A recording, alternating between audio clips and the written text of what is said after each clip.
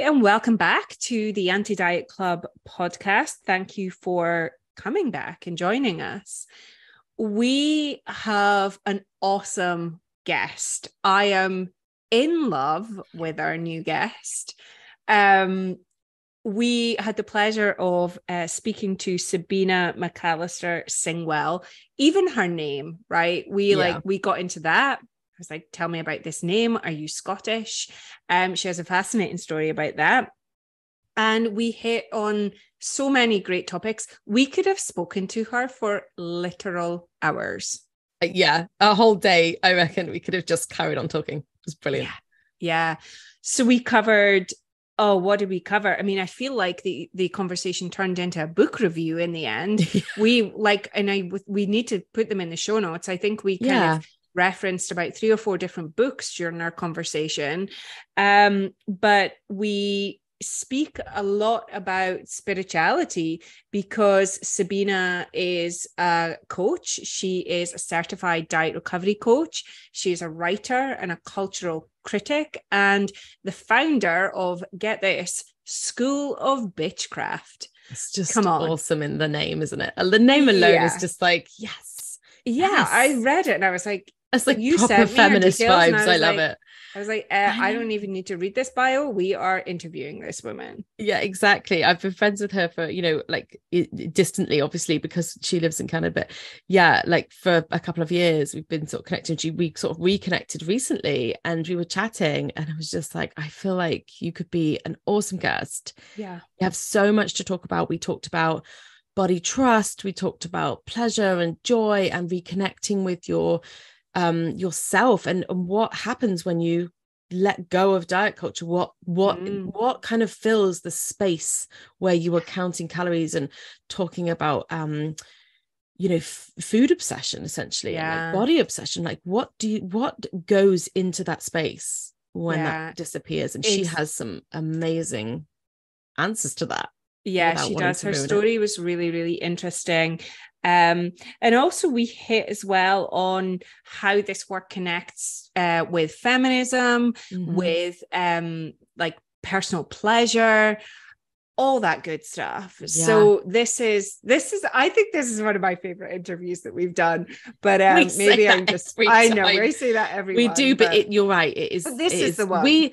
But then that's because we really, really carefully select the people we want to talk to, and that's why awesome. That's why every episode we're like, this was brilliant, because it really is, because we pick brilliant people. Yeah, she's awesome. Yeah. All right, well, let's stop teasing and let's head on over to the conversation.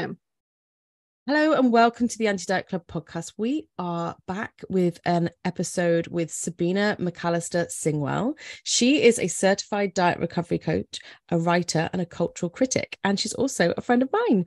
And I trained with Sabina a couple of years ago, a diet recovery course we did. And yeah, I'm so excited to have you on the podcast. Welcome. Thank you so much. I'm so happy to be here. So Sabina, the first question I have for you, welcome to the podcast. Let's just get this out the way with first. Are you Scottish? Yes, I am part Scottish. I'm sort of a typical Canadian in the sense that I'm a bit of a mutt with a variety of ethnic, influences. My last name, McAllister Singwell, would indicate that I was Scottish. It's actually, I changed my name a couple of years ago when it was actually part of my healing from my diet recovery process. I felt like it was the time to change my name. So I had been married already for 14 years. I had never changed my name. But I took on McAllister as my husband's last name, but I didn't want to leave it at that because, I'm a feminist, and if I was going to change my name, like, why would I just take somebody else's name? So when I was a teenager, at that point, I had also wanted to change my name and I never did it. And Singwell was the name that I wanted to have because I had always wanted to learn how to sing well because I love singing, but I'm absolute rubbish at it, as the folks from the UK would say. That's amazing. And so, yeah, I wanted, because the whole process of changing my name was part of like a self-reclamation anyway, I just decided, why not take on a totally cumbersome last name? That's amazing. And give myself McAllister Singwell. And have you regretted that choice, or are you happy with it? I don't regret it at all. I do not regret it at all. I did have a little kerfuffle with the pharmacy recently over them being confused by, was it this name or that name kind of thing. It turns out I had 4 different files at the pharmacy. Different names. But like, other than sort of it, but I mean, my previous name had also been a bit of a nightmare. And so I'm kind of used to like people being very confused by my last name, but no, I don't regret it at all. I love that. A part of your reclamation. That sounds really powerful. Yeah. And we're going to get in a bit more today in this episode about your healing journey and what that kind of reclamation of yourself and your body looked like. So would you mind just maybe taking us a bit through a bit of your story as to like how you came to this work and what your healing journey involved? Yeah. So in a way, so I God, it's always a matter of like picking your starting point, right? Yeah. Because in a way, some of the threads are always going to go back to your childhood. Some of the threads, are back to the most anxious periods in your life, because for disordered eating and eating disorders, that can be such a catalyst moment, or like the rock bottom moments.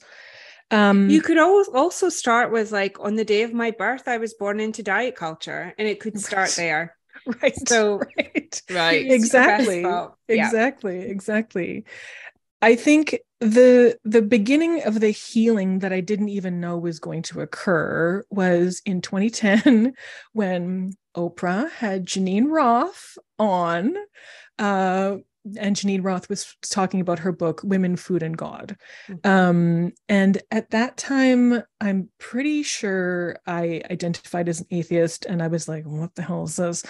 But I was intrigued by the idea that a spiritual angle could have anything to do with what we eat, or how we eat, or how we show up for food. And so I bought that book and I devoured it, but I still used it as a tool against myself. Yeah. Geneen Roth, I think, has offered a lot to the sort of anti-diet space, insofar as I think I perceive her as one of the original intuitive eaters, but there's a lot that's really problematic about her. Yeah. And so I proceeded along with my disordered eating, which really had, when I was in graduate school, that was really when it started to get completely out of control. Orthorexia was my thing, which, for people who don't know, that is an unhealthy obsession with healthy eating. And then in 2014, I had one of those moments that so many of us do, which was like, I literally was like, can I be a vegan keto? Can I do vegan keto as like a serious thing? I mean, part of my brain was like, that is so messed up. But a part of me was like completely sincere and was like, well, I could eat like walnuts and like broccoli, like that seems balanced. Like, this is so screwed up, but could also be like the solution. This could be healthy for me. The solution. Yes, healthy. Could be the solution. Yeah. And then I was like, do I have an eating disorder? But I was like, I'm too big to have an eating disorder, even though at that time I was dozens and dozens of pounds less than I am now. And I started just doing some Googling. And so then eventually I found former podcast guest, Summer Innanen. And I started working with Summer. And then I moved on to work with another diet recovery coach. And that's really when it was in 2014, the whole world of like body positivity and body acceptance, intuitive eating, all of that began to open up to me, and it completely changed my life, which is so weird, right? Because it's this profoundly life-changing work, but from the outside, like, nobody can see it. You're undergoing this massive transformation that I have only been able to like describe to other people as like, it's not like a religious conversion, but the extreme, if you think of two religions that you think of as being at extreme poles, that's how it felt, because you're also separating from the religion of the dominant culture to something that is literally countercultural. You're defecting. You're absolutely, you're defecting. And so it's just really powerful. And then at the time when it happened, I was like, oh, I want to teach other people about this because it's so amazing and I want other people to know. And then I was like, I'm not an entrepreneur. That's a terrible idea. Don't do that. And then as the years went by, what happened is that in 2019, I was like, God, I felt like I needed to come out of the closet as a defector, as you say, Jillian, because everybody still around me was, completely, diet brain addled. And so I started writing a newsletter, and I started just sort of talking about this stuff. And then, can you hear my cat? Yeah, but it's great. It's fine. Please let them stay. He'll make an appearance any minute now. It's fine. We love cats and dogs. Yeah, and then 2020, I decided, I need a home base on the internet. So I built my School of Bitchcraft website. And then I was like, no, I'm going to go in on this. And so I took my coaching certification, and still sort of hesitated. I was staying in the corporate world. And then this spring, I was like, forget it. There were so many reasons for me to quit my corporate job. And so I did that. And so now I'm coaching and consulting and writing and amazing, embracing this. Can I ask that, when you, just to circle back to what you were saying about sort of still feeling like you were like in the closet as such, as an intuitive eater and like body acceptance and everything, did you kind of, when you were sort of surrounded still by diet culture and other people that are still in diet culture, did they have any idea that you had stepped out of it and away? Did you ever discuss it, or were you really, really like, I'm just not going to get involved in the conversation, but I'm just gonna not draw attention to what I am doing? I was so protective of my own recovery. So the first few years, it was like deliberate. It was like, I'm just not talking about this. I became a master at changing the topic. Like, I can't even tell you, there were so many times I should have won an Oscar for my topic changing. And then in the years before I started writing my newsletter, I was like, I would throw little seeds out, and just to see what the response was, because I was just kind of, I guess I felt way more solid in my recovery. But did I want to bother having these conversations? Actually, it's not that. It's that I didn't know who was receptive to these conversations. Yeah. Turned out very few people were receptive, but I felt much more comfortable like being out at a restaurant with a friend, and they would be like, oh, I can't order, blah, blah, blah. And I'd be like, you can. In fact, you can. And if they were like, well, no, I can't because like I didn't work out or whatever, I would let it go. I felt as protective of them as I did of myself, because I didn't want to be the person who was like, I have seen the light, come over to my side before people were ready. I guess because I knew, because I had identified as a feminist for so long, the fact that it had never occurred to me that not being a perfect eater was an option for me, that showed me like how that maybe there were moments along the way before I started my own recovery where people had said to me, you can't eat whatever you want at a restaurant. And I would not have heard it. And so it seemed pointless to try to drag people along with me. Yeah. Yeah. I'm really interested in School of Bitchcraft. Tell me what that is. I feel like it is an ever evolving entity. So my, November 22 answer is it is the home for my philosophy about this work, but it's also the home for my philosophy about life in a way. Because I guess that's sort of the spiritual angle on the work, which isn't very explicit yet. This is something that I have been thinking about for a long time, but haven't done a great job of art. It's not that I haven't done a great job. Okay. Haven't really put the effort to articulate yet. But yeah, it's the home for some of my writing on this stuff and sort of my coaching home base. Yeah. So you mentioned how spirituality kind of comes into play with all of this stuff, and something that you are exploring in your writing and your teaching. Is that something that you experienced in your own recovery? How spirituality and food and body all kind of come together? Could you say more about that? Yeah, I think when you divest, or what was the defect? When you defect, I love that word, Jillian, from the world of diet culture, you are leaving behind a whole world of meaning that you had created or that you had participated in creating, probably for years, if not most of your life or all of your life. And, a lot of that meaning is about who I am and who I am in the world.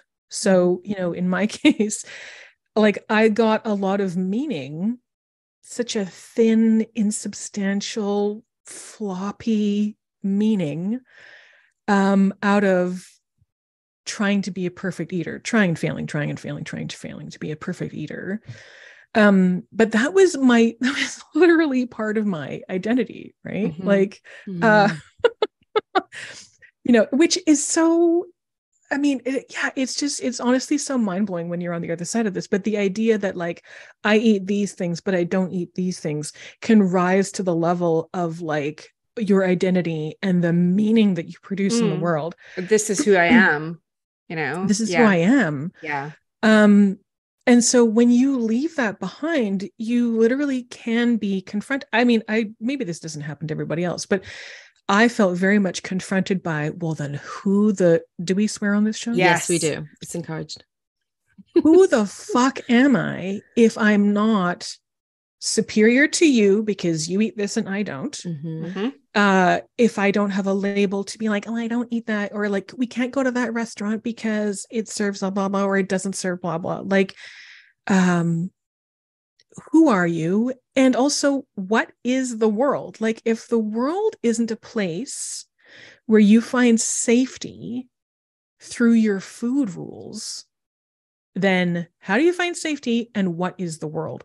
So there was literally for me a whole world making, meaning making process to undertake again. And for me, the foundation of that was the realization that I could trust my body. And that the safety that I longed for in the world could come from my body and my internal knowing. Yes. Not external. Yeah. Not external. I didn't need to adopt somebody's external rules in order to feel safe. Which is mind-blowing, right? When you've almost always adopted other people's rules, food or other things, growing up, that's, how we're socialized as women to please and conform and do the right things. Yeah, exactly. So, and that I actually honestly did have a moment where that really came into focus. And I don't want to go into this in great detail, but it was when I suddenly understood, I don't know if you guys do trigger warnings, but I was finally able to understand the truth of my own sexual assault in its full clarity. Like I had like an actual moment where I was like, this thing that I had been struggling with around the meaning of that. And I was like, oh my God, no, my body knows how fucked that was.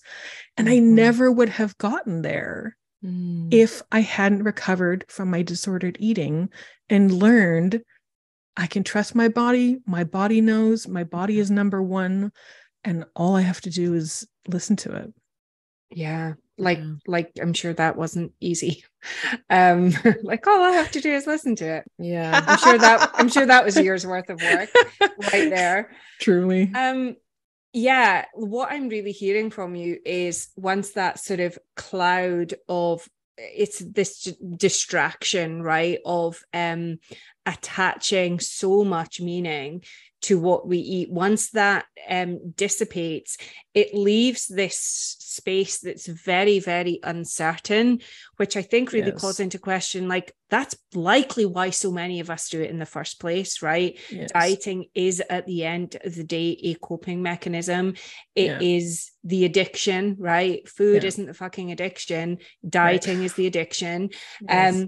And we attach so closely to it because often we're really scared to look under the hood as to like what's underneath that. Like those questions that you were confronted by, those are big, scary ass questions. And I think most of us just aren't ready to kind of lift up that lid and actually see who we are underneath it all.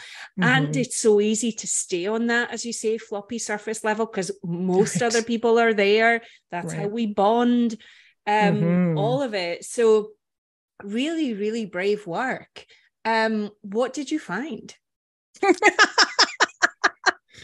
When I popped open the lid and looked at the scary, how many times did you close it again and go, no? Gosh, seriously. I mean, what I did find is that I was looking for a spiritual home that could also be a place of, I mean, a sort of safety in the world. So I joined a Unitarian Universalist congregation here in Toronto. And that became huge for me because that was something that I had been looking for really all of my life, was a community to be in spiritual practice with. And the fact that it aligned with my political values was shocking. I did not think that could exist. And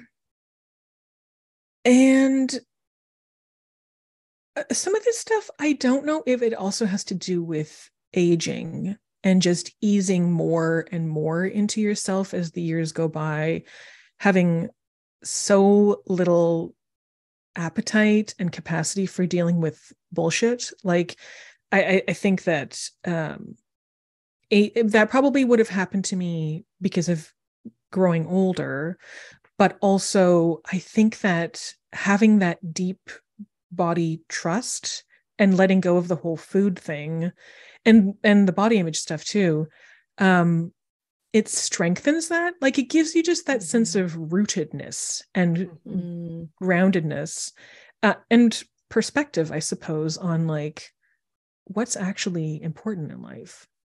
And do you feel like, you know, what you're saying is you would have kind of got there and you would have felt that, like, you know, slowing down like that, you would have got there with age, but would you have got there on this deeper level that it sounds like you've sort of reached? No, because I still would have been torturing myself. I mean, I guess I've never really thought about this, but it's true. Like, if I hadn't encountered this work, I easily would be the 75-year-old woman at the retirement home who was like, no, don't put any butter on my peas. Like, which is kind of shocking and horrible to realize. But I don't think I would have gotten there on my own. I would have been the person who's like, I don't want any bullshit about blah, blah, blah at work, for example. Yeah, sure.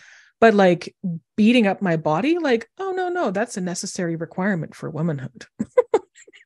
Yeah.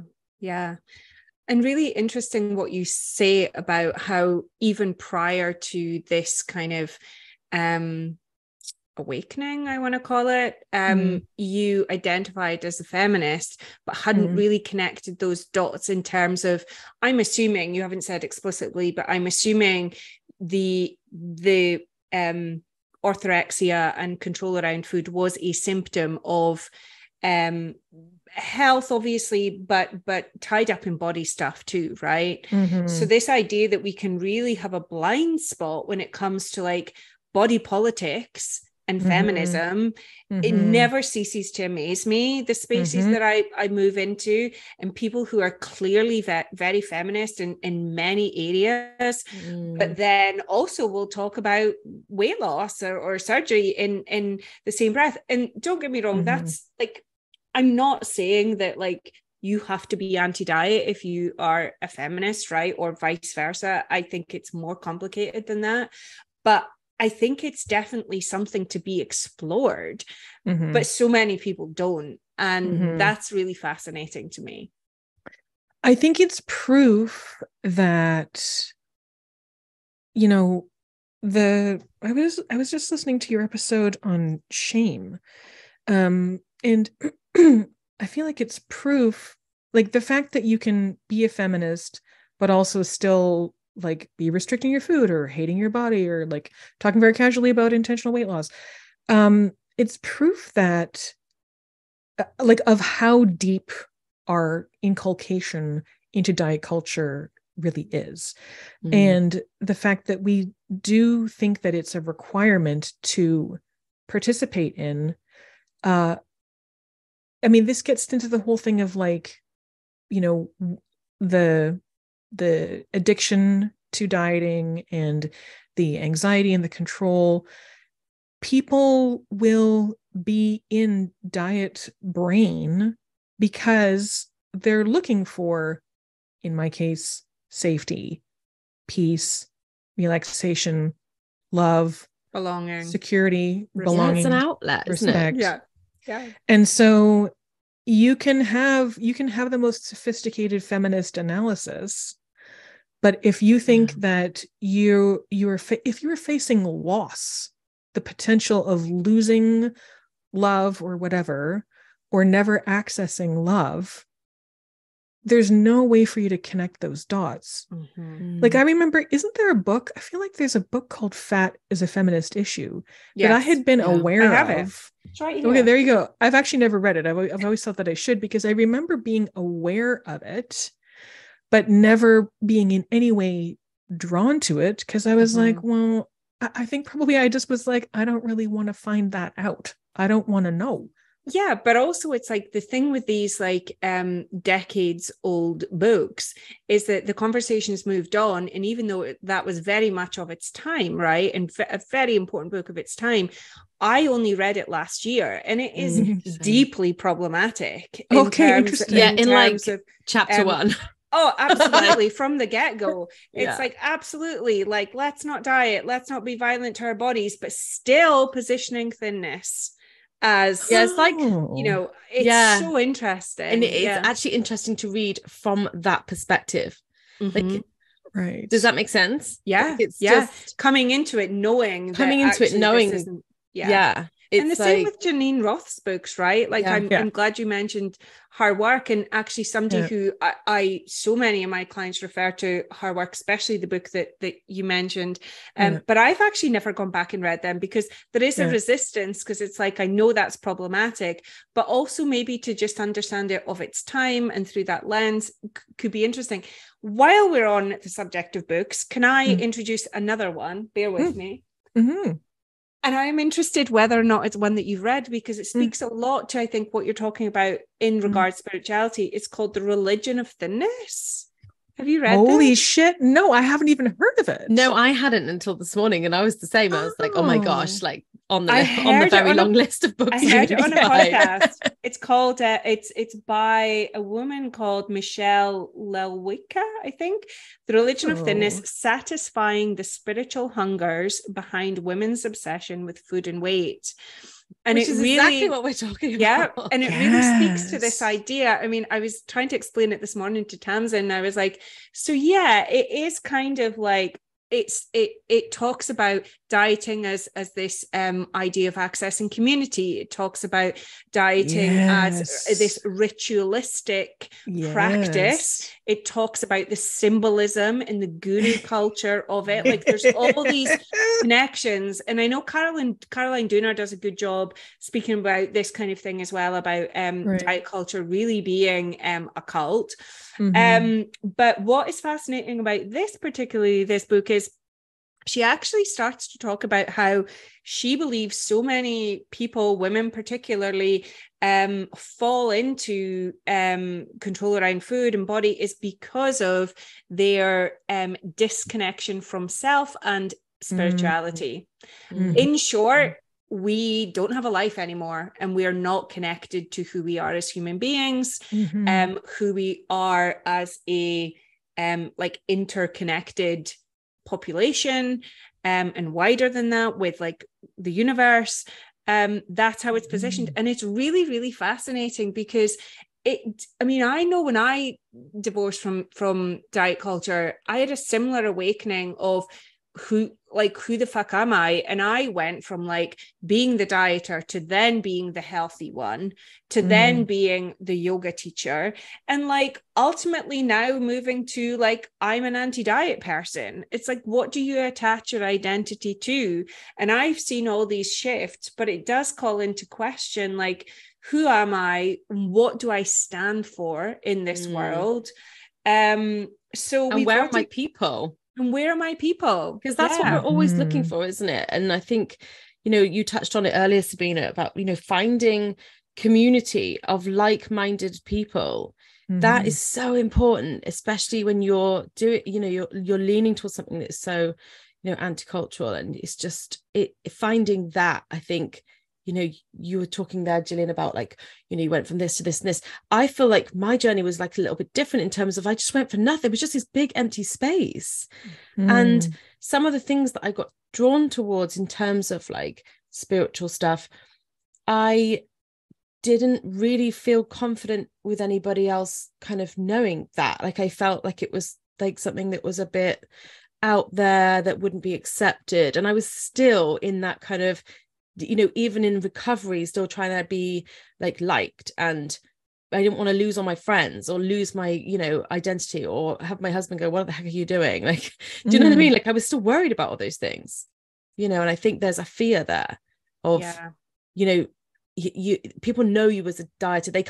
They kind of know how to handle you when you don't like yourself and you want to change things about yourself, because they can get on board with either supporting you or like doing the same to themselves. Like it's like we all gel together, you gel in that conversation. The casual conversation about how much you hate parts of your body just becomes the norm. And then when you can't talk to them about that, you don't want to talk to them about that, and they don't know how to talk to you about it. There's like this awkward space, and it's I can really feel you like sat there in the gym and all your pals are speaking about CrossFit, and you're like, how do I speak about like moon cycles and crystals in this environment, right? I'm connecting with your body. I think it's that part for me is the bit that I think will possibly for most people never really kind of come to it's a frightening part, I think, for some people to even imagine.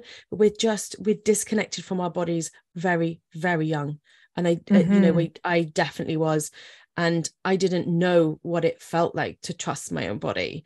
And it's just when you were speaking there about like finding body trust, it just gives me this like little kind of like fuzzy glow. It's like you want everybody to know what that feels like, but there's no way you can describe it almost, because it's no one's experienced it. And we talked about this before, about when we talk about getting back to a relaxed relationship with food, we stop saying that, because there is no going back, because it was never there. Never.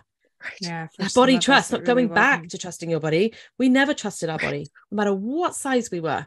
Never. And I think Yeah, sorry, I'm off on a tangent. You're now. off on it. You're off on a rampage. I love it. Right. No, but it's true though, because like you have both said, from such a young age, we are told how to walk, how to talk, how to eat, what time to eat, how to dress yourself, how to not be too, but you also don't want to be too, like everything that we do with our bodies from such a young age is dictated to us. So I totally agree with you, Tamsin. Like having that intuitive, attuned connection to yourself. Yeah, I think many of us come to this work and are like, oh, I don't know what that feels like, and it seems kind of daunting and weird.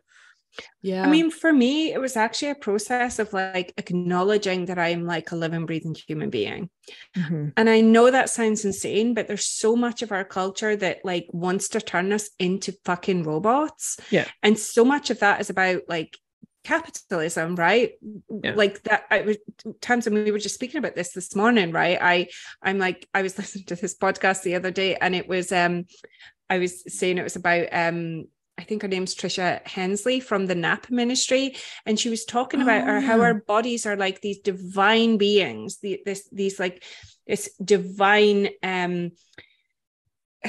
vehicle for life, and how violent we are toward them, right? Mm-hmm. And we are taught how to be violent to them from a young age. And from her as a Black woman, her history, her upbringing, and her ancestors who were in the slave trade, like this idea of how it is intergenerational that we are taught this violence against our bodies, and to turn our back on our bodies, and to not listen to them, and to not respect them, in the name of productivity, in the name of hustle culture and grind culture, and not being attuned to them, not respecting them, not listening to them.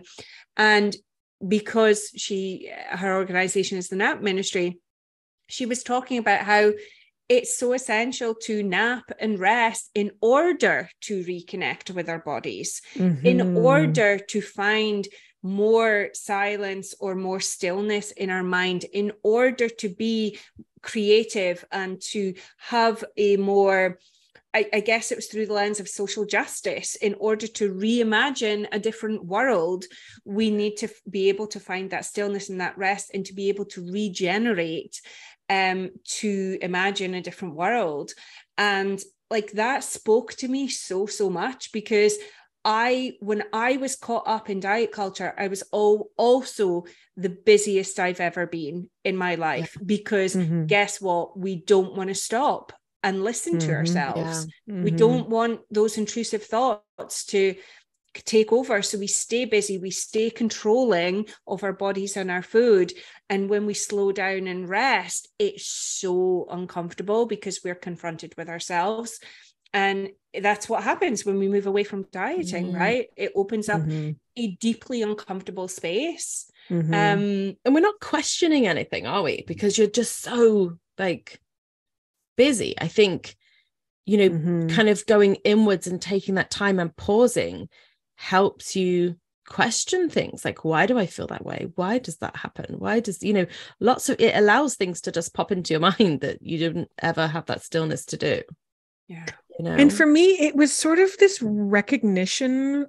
This is just what was bubbling up as you both were speaking, that on one hand, this thing here that I'm inhabiting is just the meat sack. It's just the temporary meat sack that I have on loan, and that I am an animal. Just I got some muscle and some fascia and some bones, and like derp, I need rest. I need food. I need very basic things. And at the same time, I am also this piece, this divine piece of the universe, and this like amazing, very unlikely being that has my tiny little fraction of time on this rock spinning around in space.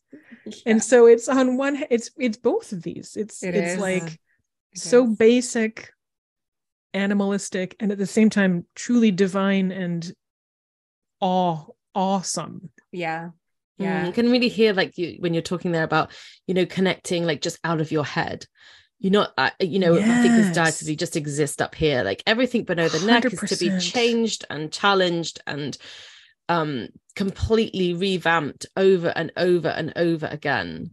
And actually what you're speaking to there is just really kind of like embodying that from every angle, from every aspect. Yes And connecting, like, I loved how you sort of referenced there, like the universe and the wider sort of galaxy. And I really think what's helped me in my journey, reconnecting to my humanity, but also letting go of expectations around my body, is getting more involved in social justice work and trying to move away from this like individualistic approach to life, right? I was someone when I was dieter and a perfectionist where I was like, I am independent. I don't need anyone else. Like, how fucked up is that? To actually be proud of the fact that I don't need anyone else. It's like, no, actually, the more that we can connect with other human beings, find our people, be in community, the more we actually understand that. I mean, it depends what kind of community, I guess, but like we come to the understanding that things are so much bigger than just us, and our bodies actually aren't that important in that respect. And being of service, whether that's through like activism or volunteer work or whatever, being of service to other people takes the focus off how like important all of this stuff is, right?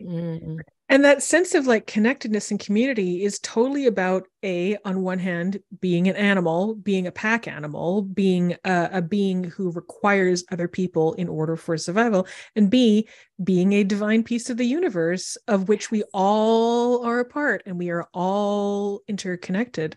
So that social justice angle it's kind of in a way of the third point on a triangle of this like framework we're spitballing around. The last thing I want to just touch on before I feel like I could speak to you all day, but one thing that we kind of also wanted to hit on, and I guess this is slightly more individualistic rather than this as we say interconnectedness, is this idea of pleasure. And being able to access our own pleasure. And actually, I think that is activist, right? If we actually can access pleasure and access self-compassion and all those things, I think that is pretty defiant, actually, in this current world that we live in. So, is that something that you've explored in your healing journey, like what that means to you and maybe your resistance to it or how you can lean into it more? Yeah, I think it is related insofar as I also feel like I should acknowledge have you read the book Pleasure Activism? No. Okay, well, we're really compiling a book list. This is like a book club right here. I love it. I think the role, like to me, the connection is discovering that you can listen to your own innate wisdom. The pleasure angle is that like pleasure is something that's easy to feel, well, until we put a layer of shame on it. But it's something that we know how to access, and being able to, like, for example, just really small things like being able to grasp, like, goddamn, to go from like, oh, why am I hungry? I just ate X number of hours ago, whatever is the not allowed time limit, to like, oh, damn, you know what I feel like eating? I feel like eating blah, blah, blah. And seeing that there are multiple opportunities during the day, although the pandemic kind of like took it out of me because I was like, why do humans have to eat multiple times a day? But in the before times, being able to see that there were these multiple moments throughout a day for the pleasure of eating, it's such a huge shift. And being able to understand that like your body wants to guide you to pleasure, I guess partly for survival reasons, like we are supposed to have a sex drive so that we can reproduce the species, but knowing that pleasure can be a guide to something that's bigger than you or that, although it doesn't even have to be that grand, I feel like is so interconnected with that body trust piece. Mm-hmm. That's what it's been for me. Yeah, that's what I was going to say there. Like you're talking about, like, you know, really kind of listening to your body and being able to trust it, to know what it finds pleasurable, whatever that is, without that judgment, without the layer of judgment and shame on top of it that we do place on top of it. Particularly so when we're in diet culture, and, you know, obviously just viewing it from a completely different lens of curiosity and like being grateful. I think, you know, having that kind of gratitude to be able to access anything that brings you joy and pleasure in your day. That's what I was thinking when you said, like, these multiple opportunities to eat. I was actually thinking the shift from, oh God, I have to eat again, to like, I get to eat again. Right. I get to do this. And like, hopefully you have the resources and the means to be able to feed yourself in a pleasurable way. Like, what an absolute joy to be able to do that, right? For the most part. But when we think about, you both mentioned the shame aspect here. And when I think about the hurdles between us, particularly with a diet brain, and accessing pleasure, what I mentioned earlier about like productivity culture, that plays a part here too, because so much of us accessing pleasure is conditional on like earning it, right? I don't get to, who am I to do that? Who, like, I need to do X, Y, and Z before I'm allowed to sit down and put my feet up, or I need to like be quote unquote good all week before I can eat the cake at the weekend. It's all so conditional, whereas actually, like, we don't have to earn any of that. Like, we are worthy just as we are. But that's difficult. Like, that if you're in a place of like real critical diet brain, that's a real journey in and of itself to get to that place. Yeah, definitely. Yeah, to go from tying your worth to your appearance, which is the only way that we tune into our bodies, is like, you know, what do these pants make me look like? Sorry, I guess for the UK audience, it's not pants, it's trousers. It's okay. Most of our audience in the US, I think. To, you know, oh, I am worthy because I am a piece of the universe and I am alive. Like what a massive leap. Sabina, I feel like I've just met my new best friend today. Same. Thank you so much for coming on and speaking to us. I could speak to you all day, and hopefully we will again. Can you tell our listeners like where they can find you, where you hang out, where can they find you? I am mostly on TikTok. So I'm So Bitchcraft, or SO Bitchcraft, at TikTok. You'll also find me at that handle on Instagram, Twitter, and Facebook, but not very frequently. The best way to stay connected to me is at my website, School of Bitchcraft. You can sign up for my weekly newsletter. My newsletter this weekend is actually going to be about food insecurity and, you know, how intuitive eating is almost impossible when you're food insecure. It is such an issue, especially in Canada right now. But yeah, School of Bitchcraft, SO Bitchcraft, and it was really great to be here and chat with you both. Yeah, thank you. It was so good to have you. And anyone thinking of signing up to emails, they really should, because I've been on your email list for a couple of years now since we met. Since I saw that title, So Bitchcraft, I was School of Bitchcraft. I was like, oh man, I haven't. I have FOMO. I'm about to you're missing out. I'm telling you now. Your emails are absolutely awesome. Great.